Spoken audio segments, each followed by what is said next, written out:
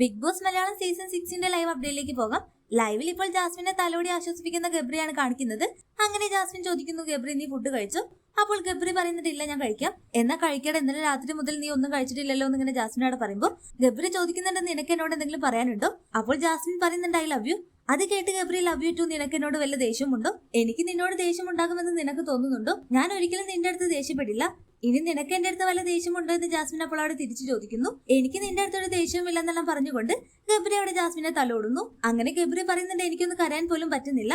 നീ കൺഫെഷൻ റൂമിലെല്ലാം പോയപ്പോൾ എനിക്ക് വയ്യാതായി. ഞാൻ വിചാരിച്ചത് എനിക്ക് പാനിക് അറ്റാക്ക് ആണെന്നാണ്. ഞാൻ തല കറങ്ങി വീണപ്പോൾ എന്റെ മെഡിക്കൽ റൂമിലെല്ലാം കൊണ്ടുപോയി. അയ്യോ എടാ, നിനക്കിപ്പോൾ എങ്ങനെയുണ്ട്? നീ ഇപ്പോൾ ഓക്കെ ആണെന്ന് ഇങ്ങനെ അപ്പോൾ ജാസ്മിൻ അവിടെ ചോദിക്കുമ്പോൾ, ഇപ്പോൾ കുഴപ്പമൊന്നുമില്ലേടി, നീ പേടിക്കണ്ട, നീ ഉറങ്ങിക്കോ എന്നെല്ലാം പറയുന്ന ഗബ്രിയെ കാണാം. അപ്പോൾ ജാസ്മിൻ പറയുന്നുണ്ട്, എനിക്ക് ഇവിടെ നിന്ന് പോകണം, എനിക്ക് ഇവിടെ നിൽക്കാൻ പറ്റുന്നില്ല. ഇവിടെയുള്ളവരെല്ലാം എന്റെ അടുത്ത് വരുമ്പോൾ എനിക്ക് എന്താ പോലെയാണെന്ന് ഇങ്ങനെ പറയുമ്പോൾ ഗബ്രി പറയുന്നുണ്ട്, എന്റെയും അവസ്ഥ അതാണ്, നീ ഇപ്പോൾ അതെല്ലാം വിടുന്നെല്ലാം പറഞ്ഞുകൊണ്ട് ജാസ്മിനെ തലോടുന്ന ഗബ്രിയാണ് ലൈവിൽ കാണിക്കുന്നത്. അതുപോലെ തന്നെ അല്പസമയം മുന്നേ ഗബ്രി റസ്മിന്റെ അടുത്തായിട്ട് പറയുന്നു, ഞങ്ങളുടെ റിലേഷൻഷിപ്പ് എത്ര ചീപ്പായിട്ടാണ് ഇവിടെയുള്ളവരെല്ലാം വളച്ചൊടിക്കുന്നത്.